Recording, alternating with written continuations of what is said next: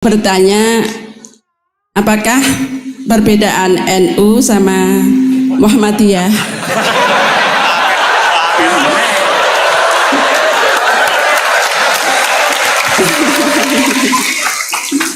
Tadi kan dijabarkan.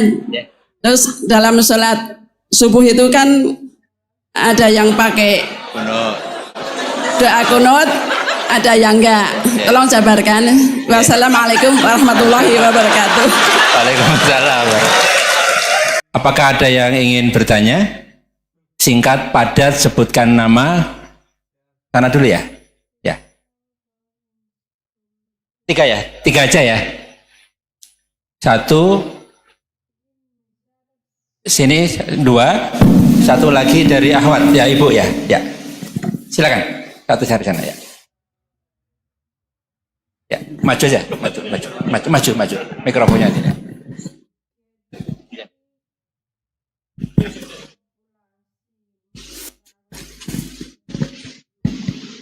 Bismillahirrahmanirrahim. Assalamualaikum warahmatullahi wabarakatuh. Perkenalkan Gus Baha. Nama saya Boyi. Mungkin agak beda dengan pada umumnya.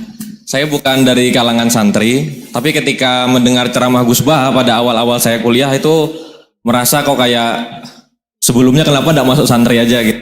Karena ternyata toh yang diajarkan juga banyak dasar-dasarnya atau prinsip-prinsipnya yang sama dari jalur berpikir dan lain sebagainya. Yang ingin saya tanyakan di sini adalah ketika Gus Baha menyampaikan tentang diroyah, mungkin singkat saja Gus, apakah diroyah ini alat atau ilmu universal yang bisa digunakan ketika berdialog dengan orang-orang yang mengatakan itu kan kaidah kalian gitu, itu kan kaidahmu. Ada hal-hal yang memang tidak bisa dipersamakan atau tidak bisa digeneralisir. Ya mungkin seperti itu Gus. Dan juga yang terakhir, kalau boleh saya izin bersalaman boleh Gus. Kesempatan. Oke, Assalamualaikum warahmatullahi wabarakatuh.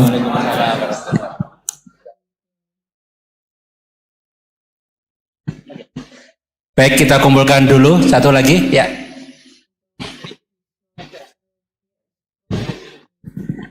Cek. Bismillahirrahmanirrahim. Assalamualaikum warahmatullahi wabarakatuh. Ya, perkenalkan saya Taufik Satrio, biasa dipanggil Tosa. Ya. Ya. Singkatan. Baik, langsung saja mungkin untuk pertanyaannya. Di yaumil akhir nanti kan ada yang namanya yaumil mizan, itu pertimbangan gitu kan. Nah itu bagaimana kalau timbangannya itu sama, artinya seimbang. Apakah itu nanti akan berada di tengah-tengah antara surga dan neraka atau seperti apa? Kemudian yang kedua itu terkait dengan perbuatan buruk ke orang lain. Ketika kita berbuat buruk ke orang lain itu kan kita istilahnya zolim kepada orang lain. Tapi di lain sisi itu secara zahir kan seperti itu. Tapi di lain sisi di akhirat itu kan kalau secara pahala kita itu membantu orang lain mendapatkan pahala.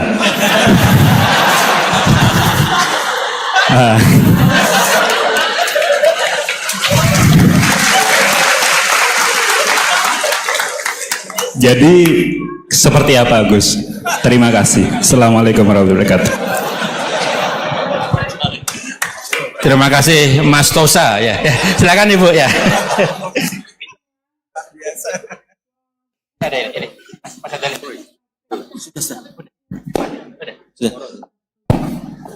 Assalamualaikum warahmatullahi wabarakatuh. Perkenalkan saya Nazullah Hasanah. Mau bertanya, apakah perbedaan NU sama Muhammadiyah?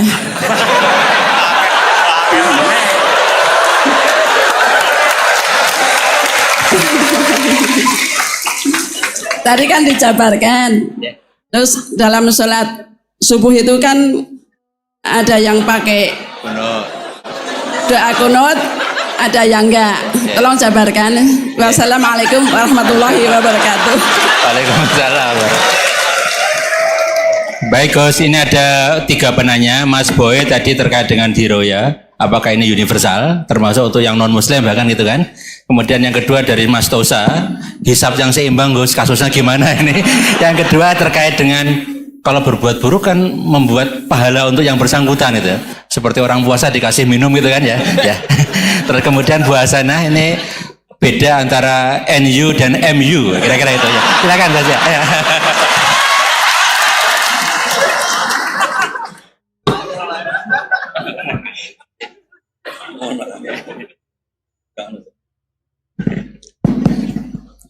Bismillahirrahmanirrahim. Sebelum saya jawab, saya senang kalian semua senang dengan sesuatu yang taat itu. Banyak orang untuk senang nunggu maksiat dulu. Mungkin melihat perempuan yang tidak mahram, melihat sesuatu yang maksiat. Jadi ini spesial. Majelis ilmu tapi apa? Senang. Ini sesuai rencana Tuhan lah. Seorang itu senang dengan taat, senang dengan ilmu. Ini luar biasa, no? Luar biasa. Tadi pertanyaannya kalau diroya. Jadi Islam itu agama untuk logika objektif. Jadi diroya itu ya global, universal. Misalnya saya beri contoh Tuhan yang satu. Itu dulu, saya ulang lagi, dulu itu ada imam namanya Imam Amudi. Itu pengajar matematika Mas Boy, pengajar matematika. Itu kan gak lazim, tapi kiai kok pengajar apa? Singkat cerita, ini cerita keramat. Kalau kalian gak paham ya keramat sendiri. Jangan gak paham menentang.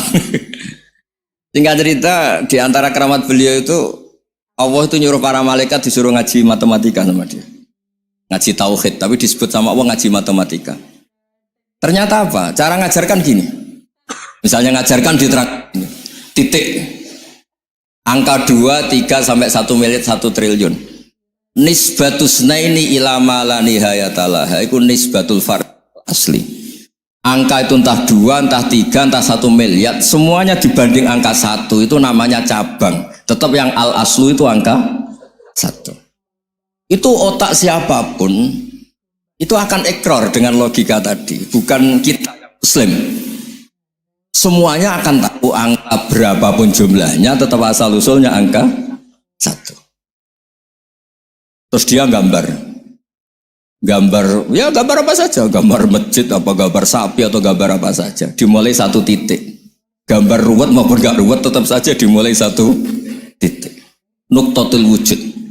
Jika kalau zaman saya ngaji, Pak Rektor ngaji dulu diterangkan semua makna Quran ada di Fatihah, Fatihah ada di Bismillah ya, Bismillah itu ada di titiknya, titik nyabak.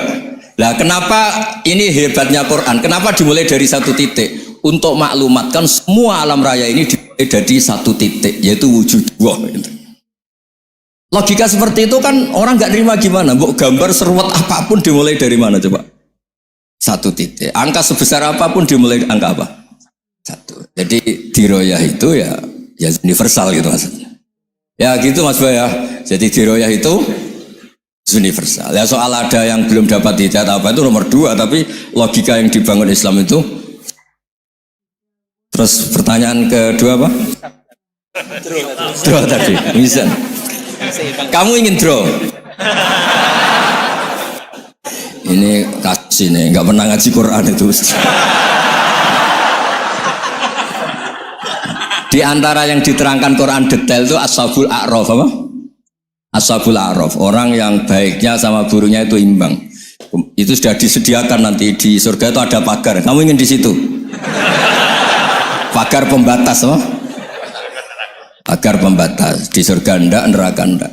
Jadi kejadian surga dan neraka itu gini, tak terangin ya. Jadi kira-kira gini, kan hisab itu hanya rubu'un nahar, sekitar 2 jam, 2 jam setengah selesai. Jadi satu dunia ini dihisab Allah, hanya Allah butuh waktu 2,5 jam. Rubu'un nahar. Kenapa gitu Pak Rektor? Karena semuanya datang ini sudah terindikasi dan itu sudah jelas. Misalnya orang yang soleh banget, wajahnya bersinar, bahkan semua tubuhnya bersinar. Yas'anuruhum baina aidihim. Yang pas-pasan, ya sinarnya pas-pasan. Sehingga nanti yang punya sinar cukup di kanan. Yang kelip-kelip agak ini, yang rawan kesaruk ini, yang gelap gulita langsung di kiri. Nah itu terus Faduriba bainahum bisuril lahubab. Terus Allah langsung bikin pagar. Nah yang rawan kesaruk pagarnya yang kelip-kelip tadi. Yang temangsang ini. Karena yang jelas hitam di kiri, yang jelas putih kanan. Yang abu-abu ini sama malaikat digaruk saja. Nah terus temangsang di Araf itu. Nah, terus setelah dipagar ini dia punya kegiatan. Kalau melihat neraka bilang Rabbana srif anna adzabal jahannam. Kalau melihat surga, ya Allah, ma kuntu asqa khalqik. Saya ini hamba Engkau yang tidak paling sial dan Kau Maha Rahman. Tolong saya jangan dihadapkan ke neraka lagi. Karena itu menyiksa. Sabar wa ahraqaka. Ya, ketika melihat neraka itu dia komentar, ya Allah, neraka ini begitu merusak wajah saya. Hawa panasnya itu sudah menghancurkan semua, baunya juga agak enak. Saya minta saya dihadapkan ke surga bersama Allah, tapi kamu tidak minta lagi kan? Tidak, saya hanya minta itu tok. Gitu. Nah ini saya pandu, kalau kamu ngalami tak pandu. Kalau kamu ngalami tidak pandu. Sama Allah terus diberi janji supaya tidak minta yang lain. Tidak, saya tidak akan minta lagi. Terus melihat surga. Nah, di surga melihat orang kayak gitu kan, di surga nanti kalian kan hura-hura semua. Wah, istri yang di dunia kurang cantik, rewel, yang di surga itu istrinya cantik semua, gak rewel semua. Gak minta belanja, cantiknya gak usah kesalahan, wongnya top lah. Terus dia melihat tersiksa, cara Jawa ngiler. Weh, masa ngelihat tok? Akhirnya ya lama-lama berani ngajukan, ya Allah masa ngelihat tok? Gitu. Dikasih masuk gitu. Ya terus, tapi kamu kan janji gak minta lagi. Ya terus ngerayu-ngerayu Tuhan lagi. Akhirnya walhasil nanti kalau betul-betul A'raf itu nasibnya akhirnya masuk surga. Tapi tadi digarap dulu lah, dikerjain dulu. Itu lama sekali perjalanannya, memang lama sekali. Nah soal orang membunuh itu, apa contohnya tadi? Berbuat buruk sama orang lain, ya apapun lah. Berbuat buruk sama orang lain itu, kalau faktanya nanti tobat, Allah yang bisa ngelola itu. Makanya Nabi pernah senyum-senyum, pernah tertawa-tawa. Sungguh ketika Allah menghendaki rahmatnya itu semuanya indah. Yaqtulul qatil fayatubu hadza. Jadi ada orang yang saya membunuh, terus dia tobat serius. Kemudian al-maktul yang dibunuh ini masuk surga karena madlum. Qatilnya karena tobat serius juga masuk surga. Ya begitu juga di kedoliman-kedoliman yang lain. Jadi ya makanya tobat itu penting sekali. Ya taruh saja begini yang terkenal ya, contoh Wahsy itu jelas di surga karena syahid dibunuh Wahsy. Apa Hamzah? Hamzah ini jelas di surga karena matul syahidan, dibunuh secara syahid oleh Wahsy. Tapi karena Wahsy tobatnya serius, nanti juga di surga. Begitu juga keburukan-keburukan yang lain. Jadi tobat ini misalnya ada orang hartanya dicuri. Tentu yang dicuri ini kalau dia orang baik, ya mungkin secara formal lapor polisi, tapi kalau dia orang baik mungkin ridho lah, sudah itu sudah ridho kan. Berkahnya ridho, dia menjadi orang baik karena ridho diuji Allah, hartanya apa? Dicuri. Kemudian yang mencuri tobat, entah harta itu dikembalikan, entah dikasihkan masjid sebagai amalnya yang dicuri, entah apa-apa, Allah ngasih tobat orang ini. Kemudian sama-sama jadi orang baik, kemudian sama-sama di surga. Makanya itu Nabi sampai senyum-senyum, betapa rahmatnya Allah tidak terbatas. Sama lagi, betapa rahmatnya Allah tidak terbatas. Bahkan qatil sama maktul bisa ngopi di surga bareng tadi itu. Karena ya tadi, masyhur itu. Yang paling legenda dalam sejarah Islam kan, saya pernah membunuh orang yang sangat dicintai Rasulullah. Sebagai tobat saya akan membunuh orang yang paling dibenci Rasulullah. Singkat cerita, Wahsy ini menangi bunuh Musailamah al-Kadzdzab, orang yang ngaku-ngaku Nabi yang merusak tatanan apa? Islam. Apapun itulah, cerita-cerita apapun itu. Makanya saya sering cerita, kalau preman pasar itu tobat, bu, jangan nyapu masjid. Tobatnya tetap di pasar, yang dulu pasar gak aman karena dia, sekarang aman karena dia. Jangan tobat terus nyapu di pasar, pasar diganti soksisennya, pengganti. Itu nggak fair apa? Jadi kalau tobat itu harus seimbang dengan zaman salahnya. Zaman apa? Kayak Umar. Ketika dia kafir itu orang Islam dibikin takut. Terus ketika dia Islam, gantian orang kafir dibikin takut. Pertama dia Islam langsung marahnya Abu Jahal, awas kalau ganggu Rasulullah, ngadepin saya. Itu fair. Kenapa? Fair. Jangan tobatnya bikin orang takut, setelah tobat ke masjid, nyapu. Yang di pasar diganti penggantinya tetap gaduh. Gak boleh, harusnya kalau lama bikin pasar takut, ya sekarang lama bikin pasar apa? Aman. Itu tobat yang apa? Seimbang. Ya kira-kira gitu ya. Nanti tak pandu kalau sudah di Arab. Terus gimana? Yang ketiga NU sama MU. Satu itu beda seragamnya dan logonya.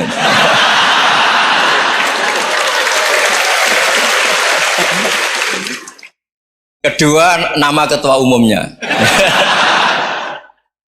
Ketiga, tanggal acara besarnya. Muktamar Muhammadiyah dan NU itu beda. Sudah beda satu abadnya. Tentu dulu Muhammadiyah.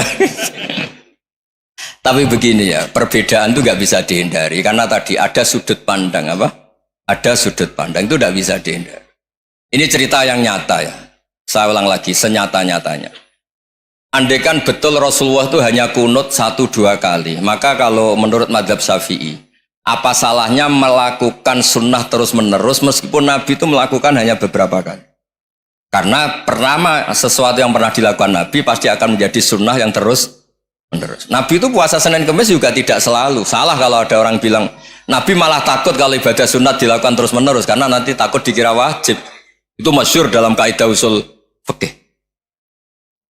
Tapi yang tidak kunut juga tidak salah, karena ya tadi Nabi ya pernah kunut, Nabi juga pernah tidak kunut, karena Nabinya orang banyak.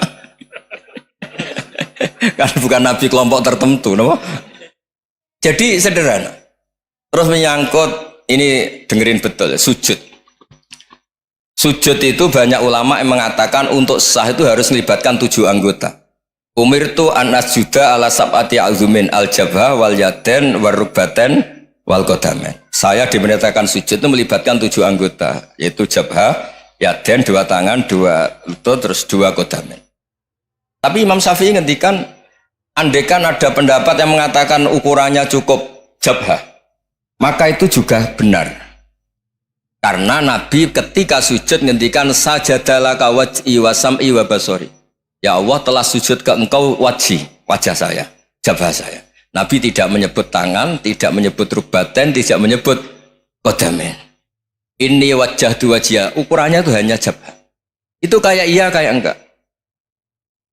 Nah, hal-hal seperti itu yang menjadikan ada ijtihad. Ijtihad itu satu pemikiran yang cara sudut pandang itu kayak iya, kayak enggak.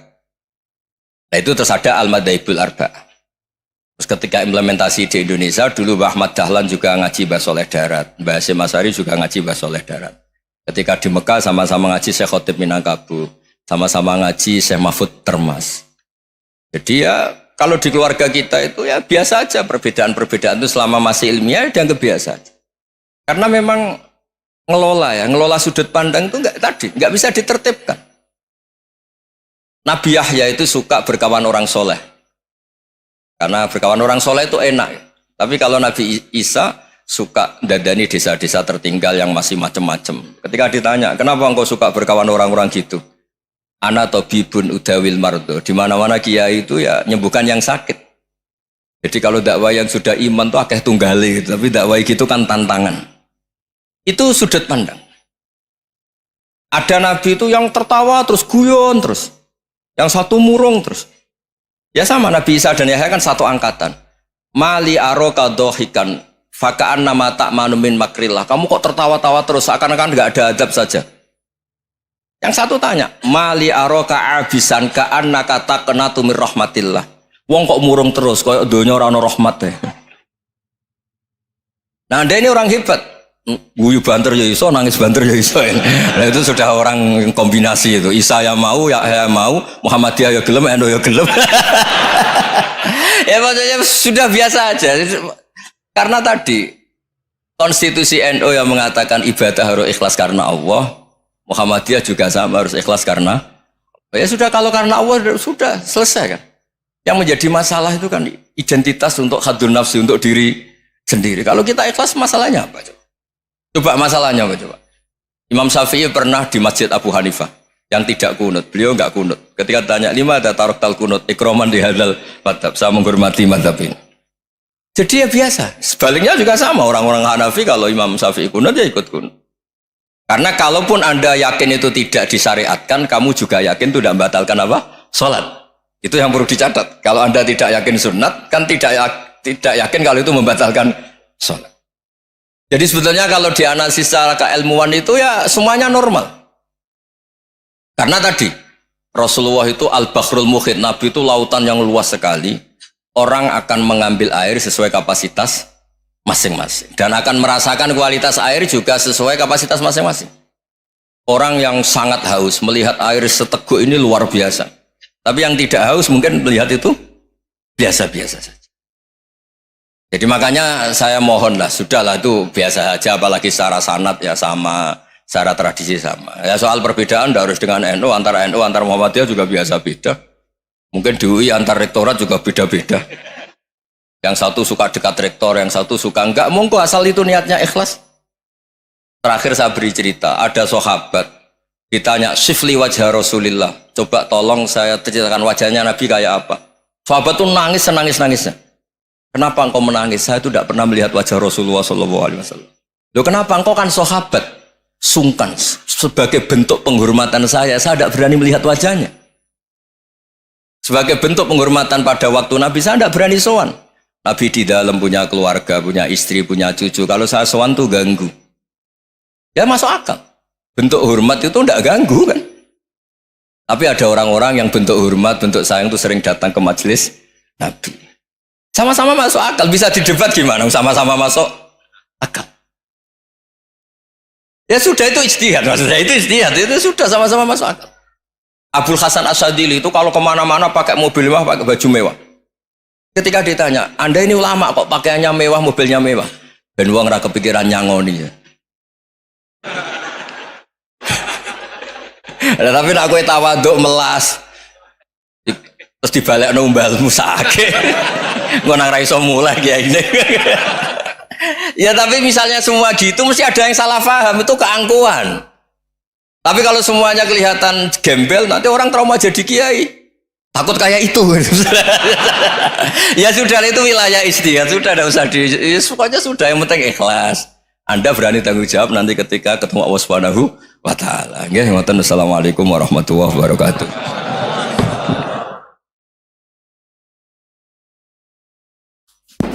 Baik, terima kasih Gus Bah. Kita syukuri bersama para jamaah dengan hamdalah. Alhamdulillahirabbil alamin. Wassalamualaikum warahmatullahi wabarakatuh.